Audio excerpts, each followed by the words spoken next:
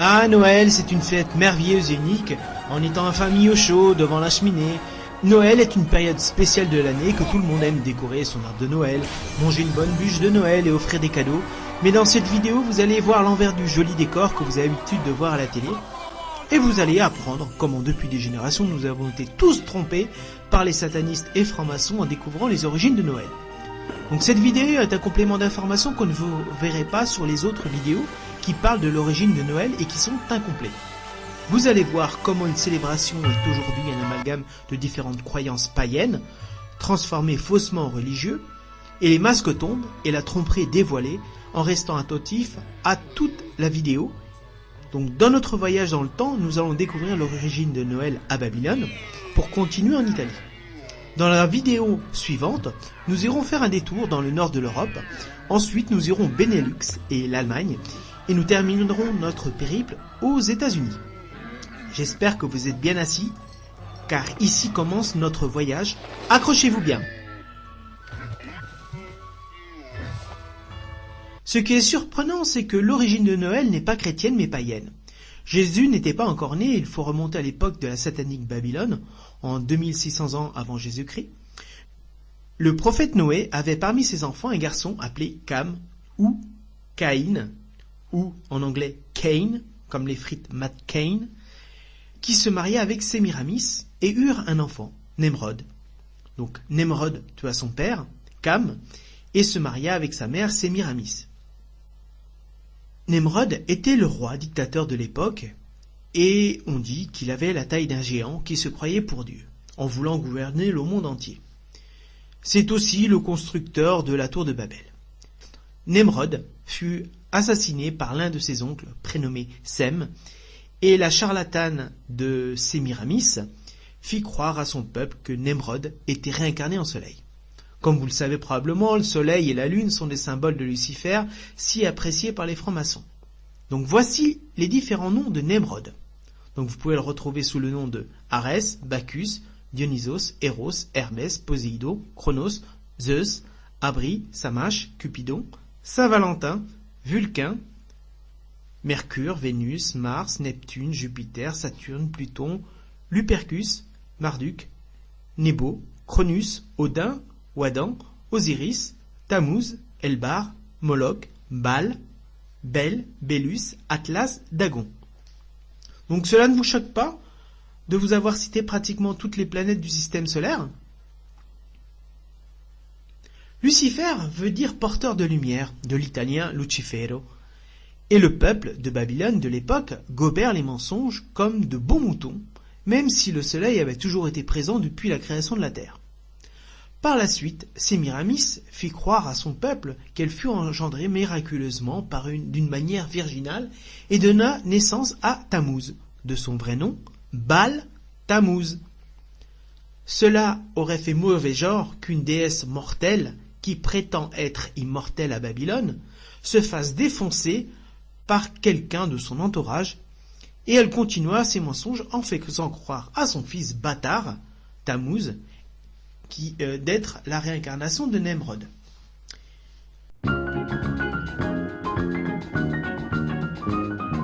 Devinez quelle est la date de naissance de Nemrod. Officiellement, c'est le 25 décembre. Il y a d'autres versions que l'on dit que c'est le 21 décembre. Maintenant, je vous pose une autre question. Devinez quelle est la date de naissance de Tammuz. Quelle coïncidence, également le 25 décembre. Donc vous allez comprendre plus tard, en images, la relation avec la Vierge Marie et la naissance de Jésus. Tammuz prétendait être l'incarnation du faux dieu soleil en répétant les sornesses que lui avait dit sa mère. Tammuz meurt lors d'une partie de chasse et tombe sur un tronc pourri, et le tronc donnera naissance à un pin qui deviendra le symbole de Nimrod. Donc je souhaite maintenant attirer votre attention sur Sémiramis. Donc voici les autres représentations de Sémiramis, qui est la statue de la liberté, portant une torche comme Lucifer, et sa couronne représente la bête à 10 cornes de l'Apocalypse. Mais c'est aussi le symbole de la justice en France. Donc les autres noms de Sémiramis dans les autres cultus est Diana, Ashtar, Sémira ou Samira, Samarides, Artémise, Isis, comme les terroristes de Daesh, pilotés et financés en partie par la CIA. Donc j'attire votre attention sur le sceau de la justice française, et l'on comprend qu'en France, il y a 2 poids et 2 mesures envers le peuple d'un côté, qui écope de lourdes peines, et de l'autre côté, les satanistes francs-maçons infiltrés dans l'administration française et les politiques, et sont intouchables, qui reçoivent des peines dérisoires. Donc c'est à cette époque de la fin de Sémiramis que la mode était lancée d'avoir un pain décoré avec des pommes rouges, donc c'est le symbole du péché originel d'Adam et Ève, et dans d'autres parties du monde, on mettait des cerises. Donc la coutume était également d'offrir des cadeaux. Depuis, avec le temps, les Romains importèrent cette tradition en Italie, qui était à la même époque les Saturnales, qui en plus des échanges de cadeaux, les Saturnales étaient des orgies durant 7 jours, du 17 au 25 décembre. Donc les Saturnales étaient célébrées lorsque le soleil était au plus bas dans le ciel, et par conséquent, les jours devenaient plus longs. Donc cela symbolisait par la suite la croissance. Pendant ce temps, le faux dieu Saturne était honoré, le soi-disant dieu du soleil et du feu. Il était aussi lié à l'agriculture, car les cultures avaient besoin du soleil pour pouvoir être semées et pour pousser. Également en Italie, il y avait en parallèle, pour l'autre religion officielle, du faux dieu Mitra, qui est la divinité iranienne du soleil, lors de la fête de Brumalia du 24 novembre au 25 décembre. Les satanistes experts en déguisement et occultation avaient le don de changer les cultes en changeant les noms. Donc Mitra devient Apollo, Hélios, qui sont les mêmes personnes que Satan et le diable. Donc vous reconnaissez le bonnet de Schtroumpf, le bonnet phrygien, identique à Marianne, donc le symbole de la France, qui est également la fille de Satan. Voici un extrait qui va vous intéresser. Donc c'est une personne arabe, déguisée en musulmane, qui dévoile ainsi les secrets de la franc-maçonnerie, car elle-même est franc-maçonne.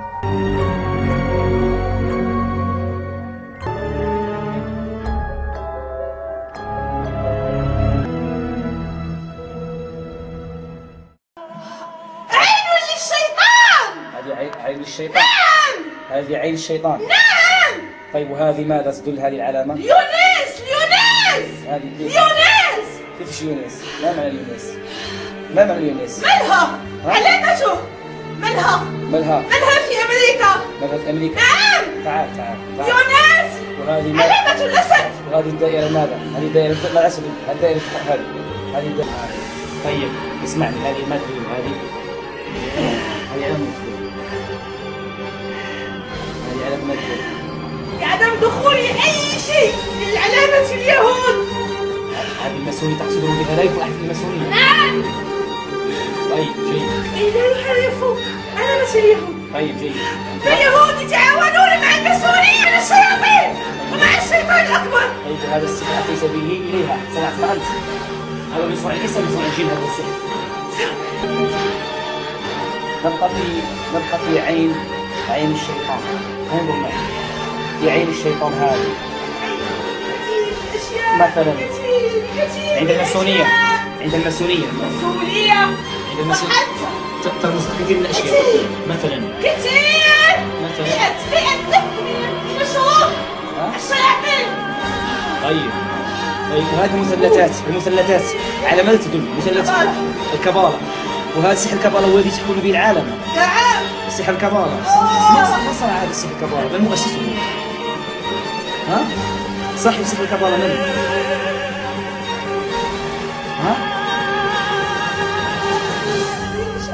هيا تكلم. صاحب سحر الكبالة من؟ الشيطان الأعظم عندكم. كيف علمت أنه أعور؟ في العين اليمنى لا توجد العين اليسرى.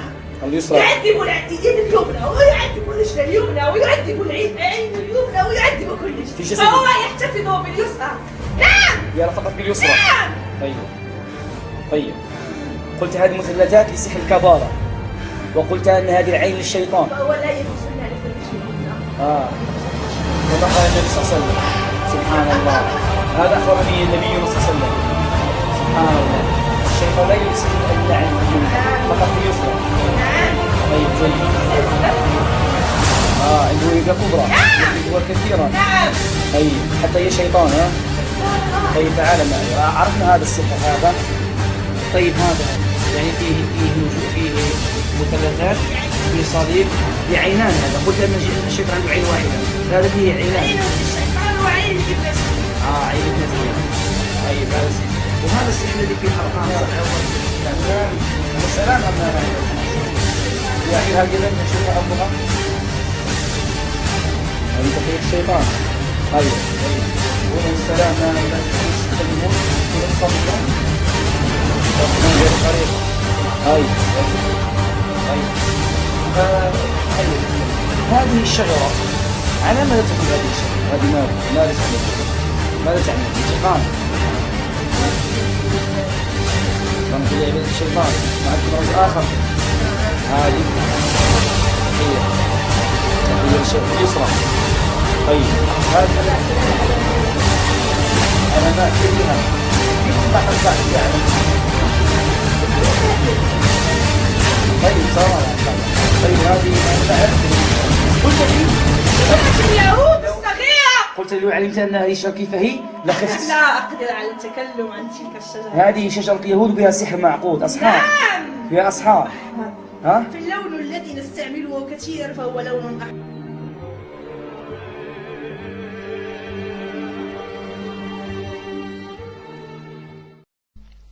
Il faut savoir que durant 300 ans, les chrétiens ne fêtèrent pas la naissance de Jésus, mais entre-temps, les satanistes infiltrèrent l'église de Rome, qui commençait peu à peu à prendre de l'importance, et c'est en l'an 325 de notre ère que l'empereur païen Constantin Ier fit un tour de passe-passe marketing satanique avec les religieux chrétiens, en décidant d'un commun accord la naissance de Jésus en hiver, sachant que les textes bibliques nous donnent la piste que c'est plutôt au printemps. C'est ainsi que Constantin trompa les chrétiens en déguisant Sémiramis et Tammuz en Marie et Jésus. Donc cela leur permettait de continuer à faire leur culte sataniste en adoration au dieu soleil, au faux dieu soleil. C'est quelque temps après que les leaders religieux chrétiens, infiltrés par les satanistes, vont introduire le culte solaire satanique sur l'image de Jésus et de Marie, et par la suite sur les saints. Donc c'est la raison pour laquelle Dieu refuse les icônes pour l'une de ces raisons. Donc je vous rappelle ce que dit la Sainte Bible dans Deutéronome chapitre 5 verset 8. Deutéronome chapitre 5. Tu ne te feras point d'image taillée, de représentation quelconque des choses qui sont en haut dans les cieux, qui sont en bas sur la terre, et qui sont dans les eaux plus bas que la terre. Tu ne te prosterneras point devant elles, et tu ne les serviras point.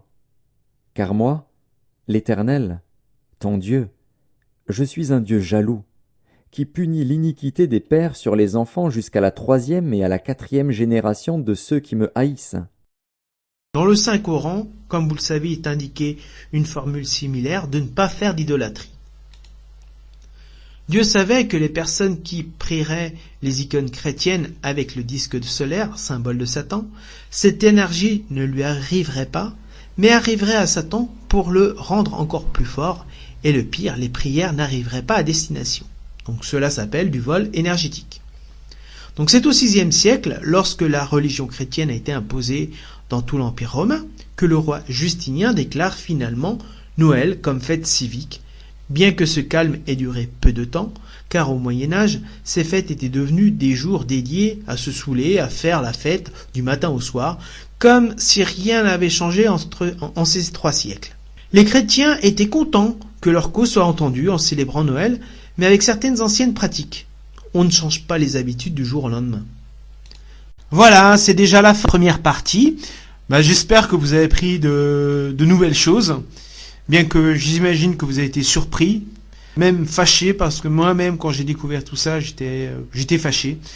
Vous allez voir dans la seconde vidéo, Noël en Scandinavie et en Amérique, et vous allez découvrir comment les francs-maçons ont façonné l'image d'un personnage qui est Satan. Donc vous allez être surpris, fâché. Partagez cette vidéo si vous avez aimé. Donc si vous avez des questions, laissez-les en commentaire, j'essaierai d'y répondre. Je vous dis à tout de suite.